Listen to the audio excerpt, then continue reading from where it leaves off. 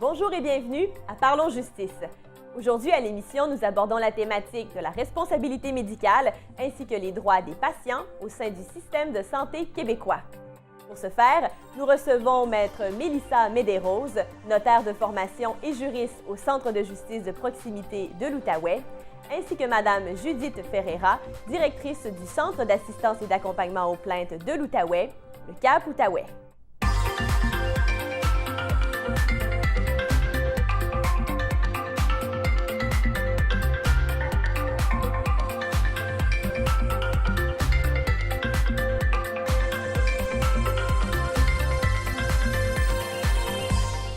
Bonjour et bienvenue à Parlons Justice, l'émission d'information juridique présentée par le Centre de justice de proximité de l'Outaouais.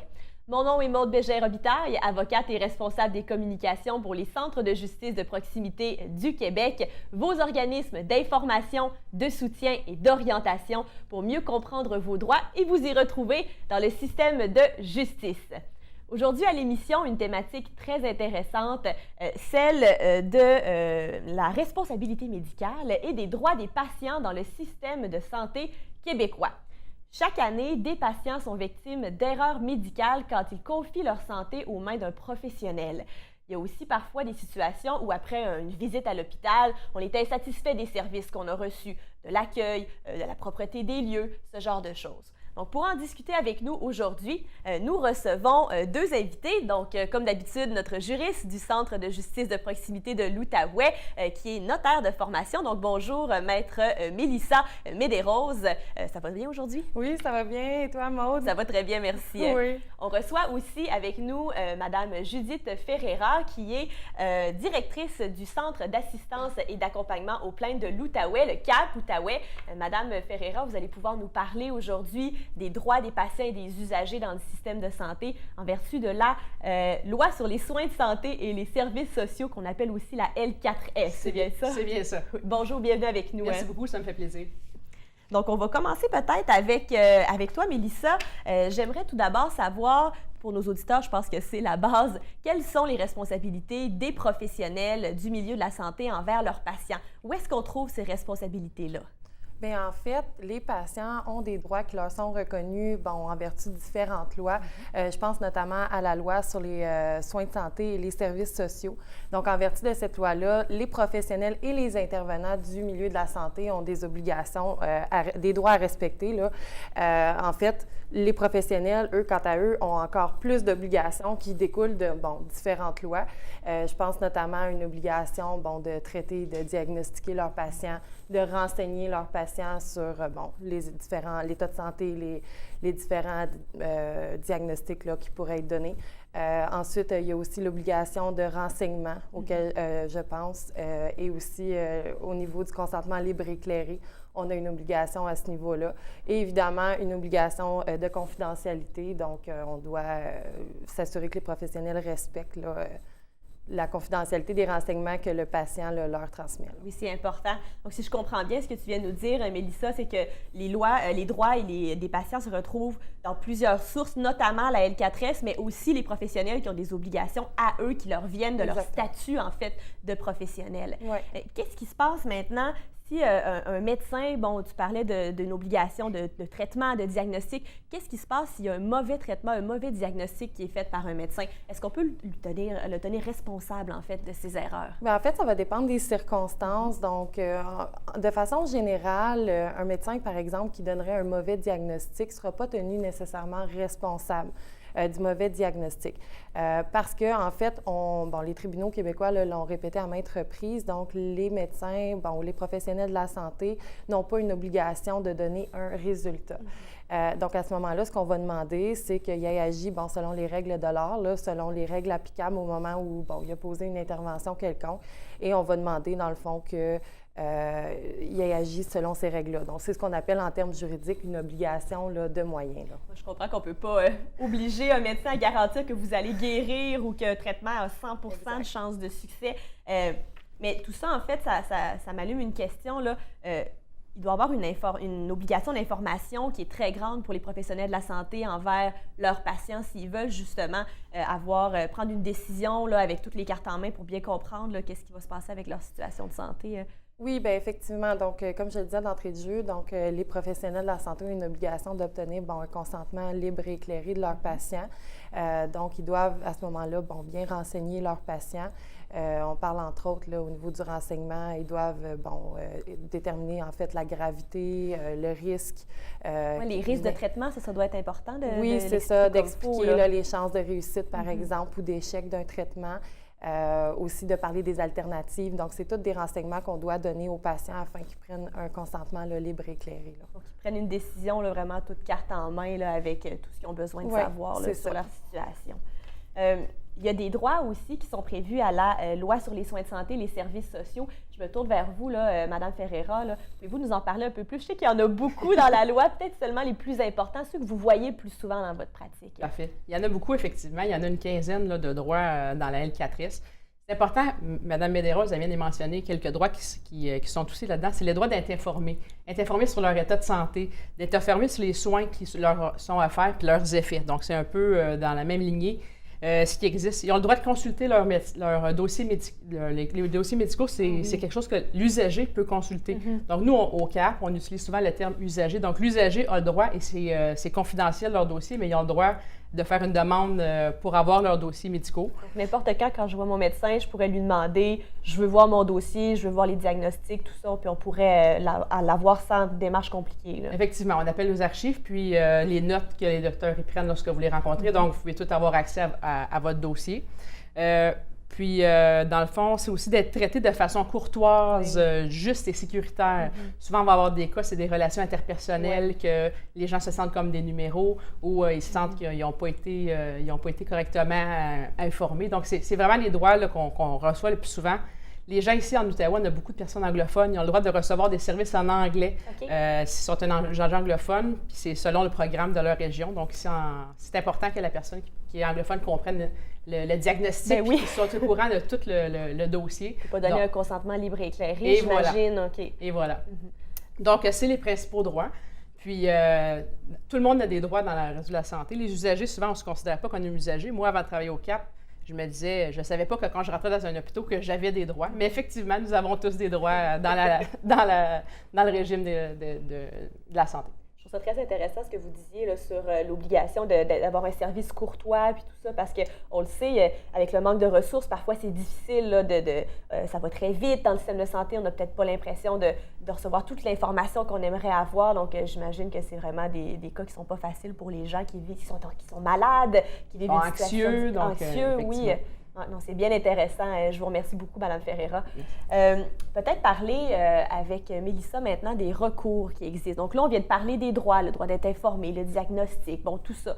Il y a différents types de recours qui existent pour le patient. Peut-être nous les expliquer brièvement, les types de recours, puis après ça, on ira un peu plus en détail là, sur ceux-ci. Bien, en fait, ça va dépendre c'est quoi l'objectif du patient. OK. Donc, si l'objectif du patient, c'est de venir signaler une problématique qu'il a vécue dans le système de santé, bien, à ce moment-là, il va pouvoir, dans le fond, se référer et porter plainte là, au commissaire aux plaintes là, à la qualité des services. Donc, ça va être une possibilité.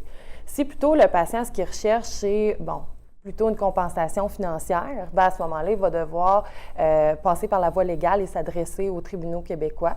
Ou si encore, ce qu'on souhaite, c'est de punir le professionnel qui a commis une faute, bien, on va s'adresser à son ordre professionnel.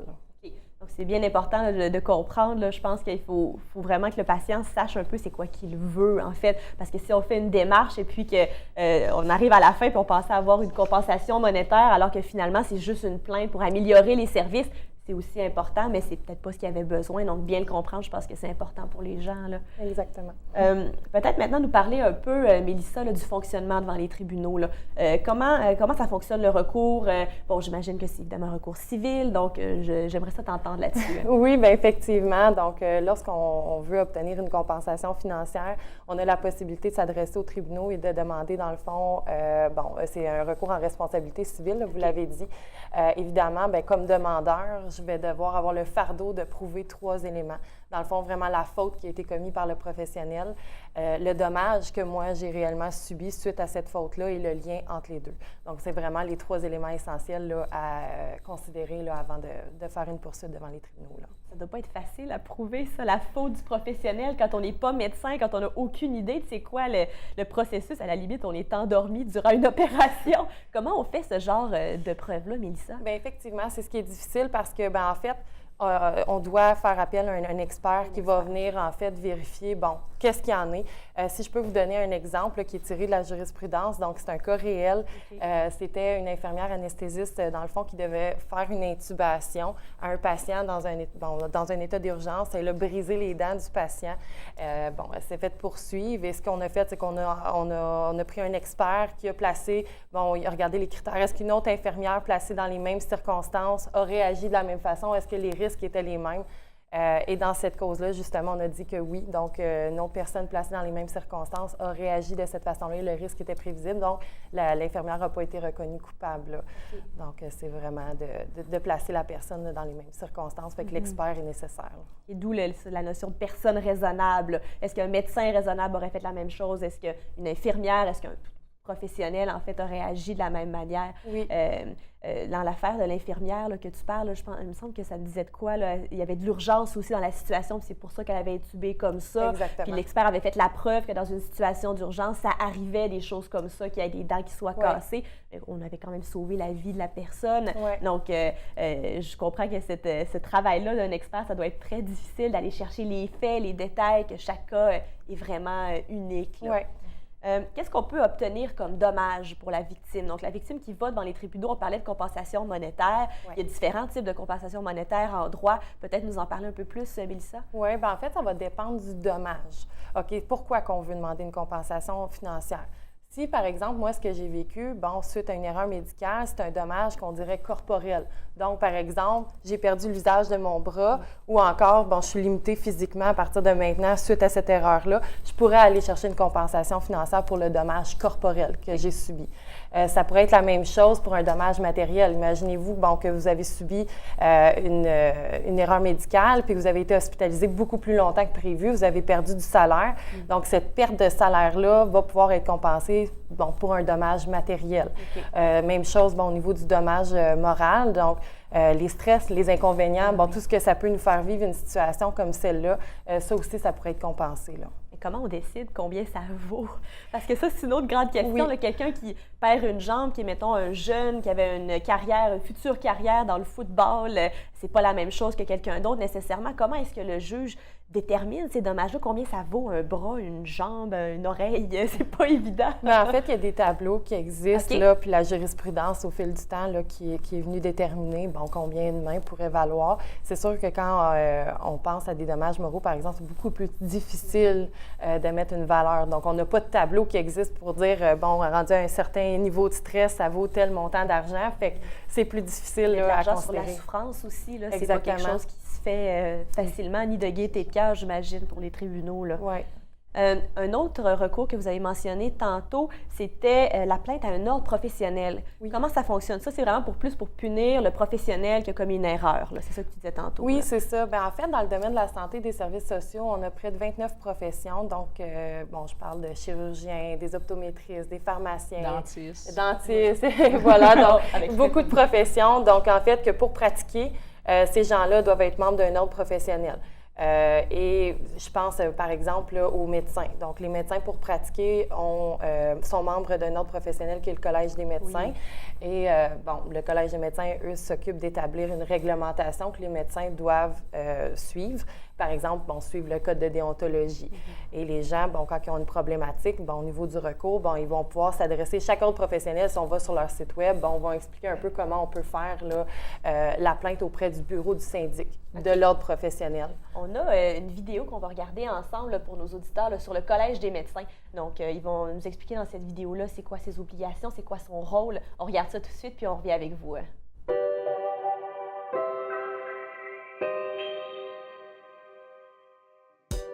Nous sommes tous vulnérables quand il est question de notre santé. Vous méritez d'être assurés et de recevoir des soins de qualité. En santé, il n'y a aucun compromis possible. C'est la raison d'être du Collège des médecins du Québec, protéger le public. Pour vous protéger, nous vérifions les aptitudes et les compétences des futurs médecins et nous nous assurons qu'ils maintiennent leurs connaissances tout au long de leur carrière. Pour vous protéger, nous surveillons la pratique des médecins et traitons les plaintes du public. Pour vous protéger, nous participons aussi au grand débat de société en matière de santé. Tout comme près de 20 000 médecins évoluant au Québec, nous veillons à votre bien-être. Nous collaborons également avec les autres professionnels de la santé pour améliorer l'accès aux soins. Une médecine de qualité à votre service, c'est ça la mission du Collège des médecins.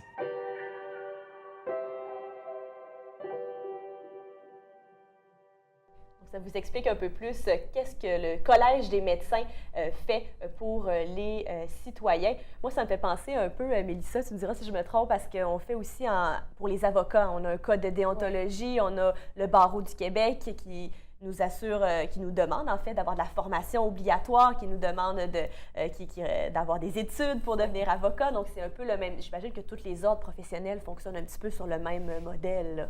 Oui, c'est ça. Donc, l'ordre professionnel va venir établir vraiment un cadre juridique, là, puis on doit s'y soumettre si on est membre de l'ordre professionnel. On ne peut pas s'en sauver. Puis une chose importante aussi que je rajouterais, l'ordre professionnel n'est pas là pour ses membres, mais vraiment pour la protection du public. Ça, c'est une chose que les gens oublient. Bon, des fois, se disent, bon, qu'est-ce que ça va donner? Tu sais, non, ils sont là pour protéger le public, là. C'est important de le répéter. Quels sont les types de sanctions qui sont possibles quand on fait une plainte, par exemple, au syndic, comme tu disais tout à l'heure, et puis que, mettons, notre plainte est reçue, il y a eu un procès, bon, il y a eu toutes sortes d'étapes entre-temps, mais c'est quoi les sanctions à la fin, là? Qu'est-ce qu'on peut en retirer, là? En fait, c'est sûr que ça va dépendre de la gravité, tu sais, du geste qui a été commis par le professionnel. Donc, on pourrait passer, bon, tout simplement à des amendes qui seraient données au professionnel, ou encore, bon, on pourrait voir une radiation au tableau de l'ordre qui serait soit temporaire ou permanente. On pourrait même, dans des cas encore plus graves, là, voir un permis d'exercice là, être retiré au professionnel, ce qui veut dire qu'il ne pourra plus pratiquer, là. Ça peut aller très loin. Ça peut aller très loin, effectivement. Ouais.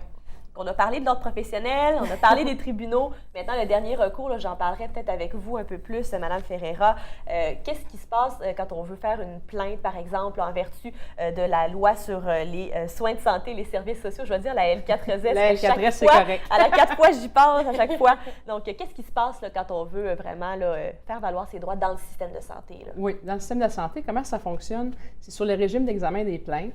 Donc, la personne qui est insatisfaite des services qu'elle a reçus ou qu'elle aurait dû recevoir. Exemple, on va souvent donner l'exemple que dans un hôpital, parce que, exemple, nous, au CAP, 60% des plaintes qu'on reçoit, c'est vraiment dans des hôpitaux.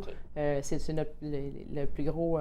Les exemples viennent souvent de là. Donc, la personne qui est insatisfaite, elle a le droit de porter plainte. Donc, lorsqu'on porte plainte, c'est le commissaire aux plaintes et à la qualité des services. Ici, en Outaouais, c'est M. Louis-Philippe Méran. C'est lui lui et son équipe, qui vont analyser la plainte. Donc, initialement, le plaignant, il peut aller directement au commissaire, il peut faire une plainte verbale ou il peut aussi faire une plainte écrite. Donc, c'est les deux moyens avec lesquels il peut porter plainte. Il peut aussi se faire accompagner. Il peut se faire accompagner par le CAAP. Ici, c'est le Centre d'assistance d'accompagnement aux plaintes, comme tu l'as dit tout à l'heure. Il y a aussi les comités des usagers qui peuvent aussi les accompagner dans le processus. C'est quoi ça, le comité des usagers? Oui, le comité des usagers, c'est, dans le fond, eux, leur mandat, c'est d'être vraiment les yeux et les oreilles des usagers. Okay. Ils sont dans toutes les installations, ils sont dans les collines, ils sont vraiment partout dans le territoire. Puis il y en a... exemple, à l'hôpital de Gatineau, bien, ils ont leur comité aussi qui s'occupe de tout le territoire de Gatineau. Au total, il y a 9 comités des usagers, puis 14 comités de résidents. Donc, comité de résidents, c'est vraiment parce qu'il y a des personnes qui demeurent. Exemple, un CHSLD, c'est un comité de résidents. Okay. Donc, eux, sont vraiment là pour informer les gens sur leurs droits. Ils sont là pour évaluer le degré de satisfaction des usagers. Ils sont là pour veiller à la qualité des conditions de vie, justement, des personnes qui sont des résidents. Et sensibiliser aussi les membres de la direction du conseil d'administration des CIS. Le CIS, c'est le Centre intégré des services de santé et sociaux. Pourquoi on l'appelle le CIS? C'est ça, le CIS.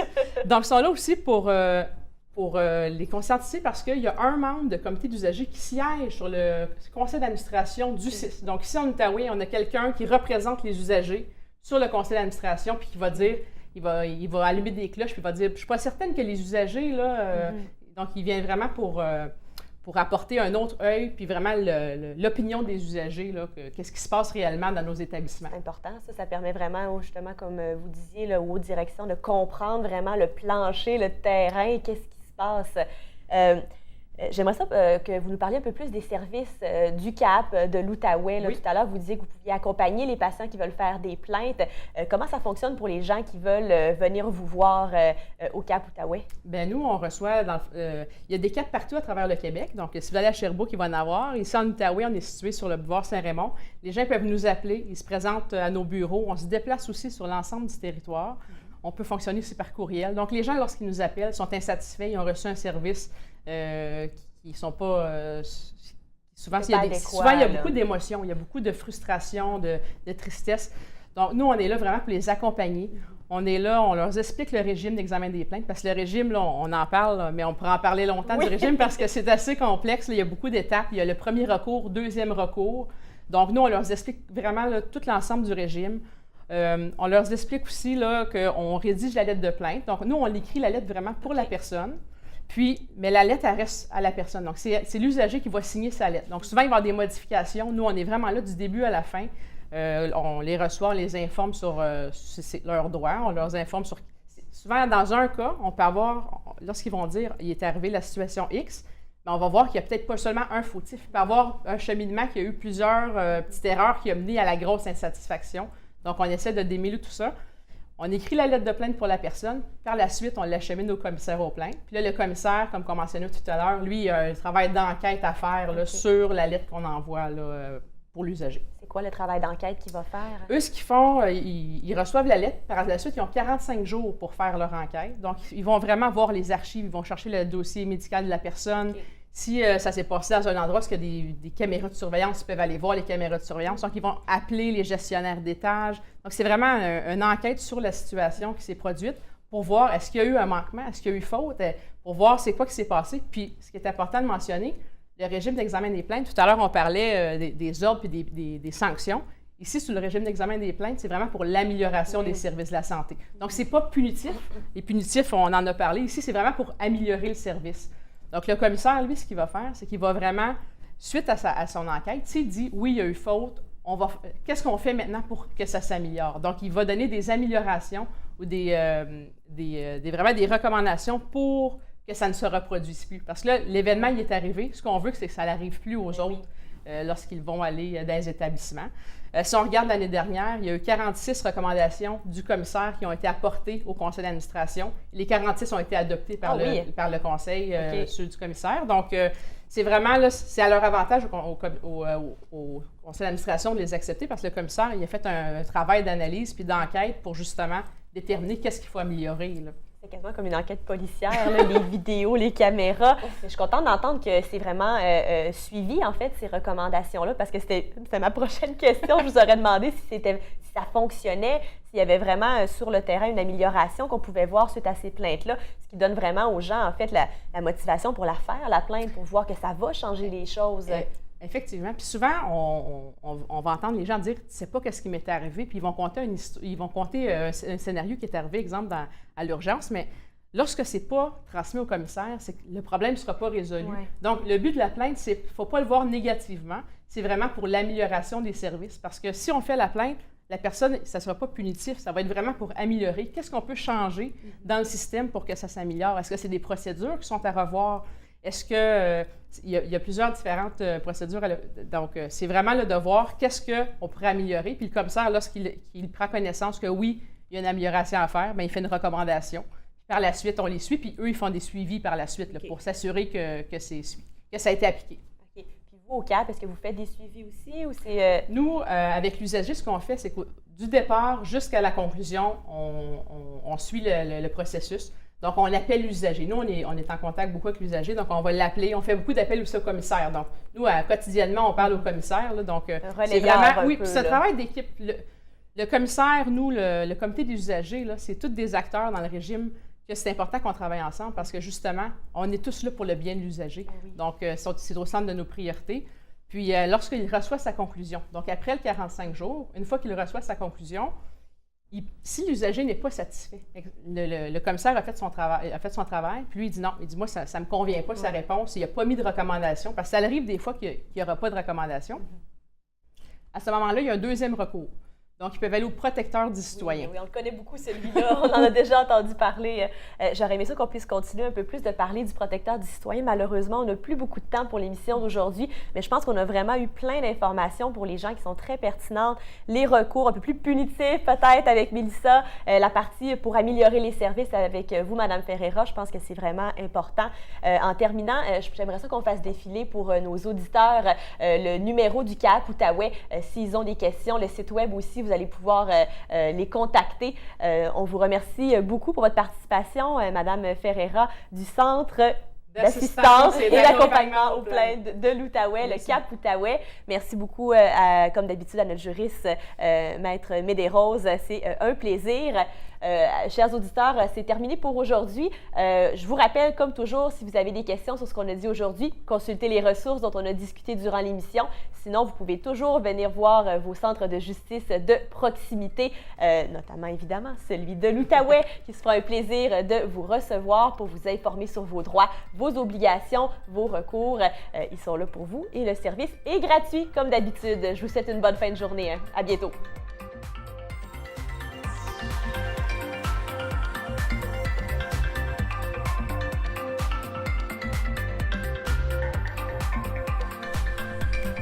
Le Centre de justice de proximité de l'Outaouais a pour mission de faciliter l'accès à la justice pour les citoyens et citoyennes de la grande région de l'Outaouais en leur offrant des services d'information juridique gratuits, de soutien et d'orientation offerts en complémentarité avec les ressources existantes. Vous pouvez contacter votre centre de justice de proximité par courriel à outaouais@cjpqc.ca ou par téléphone au 819-600-4600 ou encore sans frais au 844-606-4600. Nous sommes aussi présents sur le web à www.justicedeproximité.qc.ca et aussi sur Facebook et Twitter.